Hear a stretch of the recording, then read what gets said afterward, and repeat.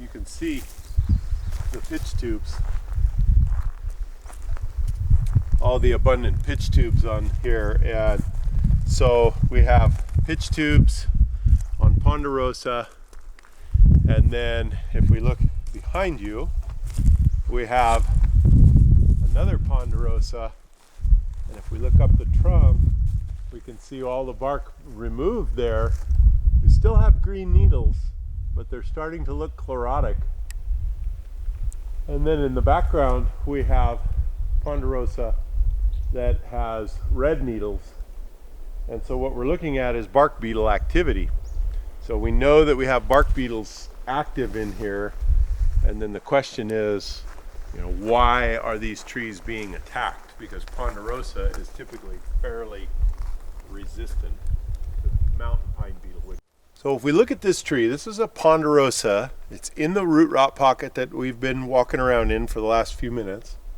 And if we look up at the foliage, we find that the foliage is all chlorotic, seriously chlorotic, in fact is red. So this tree is dead. We can also see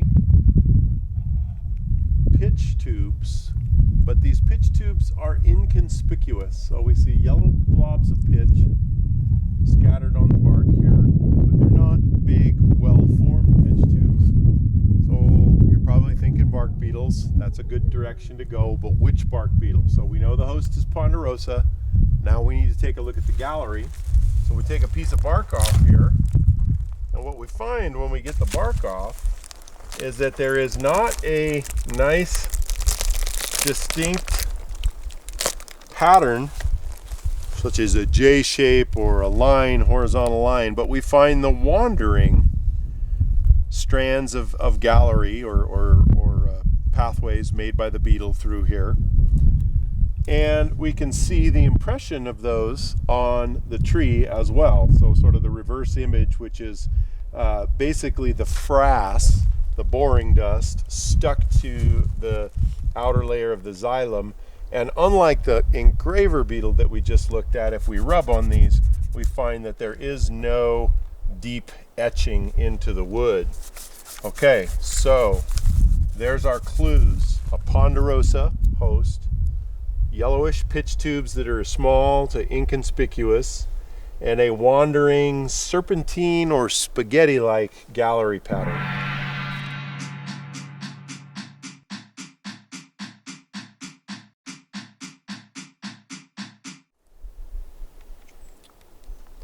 Okay, so if you said western pine beetle, you're right on top of it. If you said mountain pine beetle because of the name Dendroctonus ponderosae, remember, Dendroctonus ponderosae hosts in all pines, and Ponderosa is one of them when they are stressed. However, Dendroctonus ponderosae is most commonly found in lodgepole pine here in Central Oregon. Dendroctonus brevicomus, on the other hand, is exclusively hosted by Ponderosa pine. It has the serpentine galleries or wandering. I sometimes refer to this as the lost beetle because it seems to wander aimlessly under the bark, laying eggs. It's also in the right size Ponderosa. This Ponderosa is a little over a foot in diameter, 30 centimeters. And if we look at the ecology of western pine beetle, they are seldom found in trees less than 30 centimeters or 12 inches in diameter.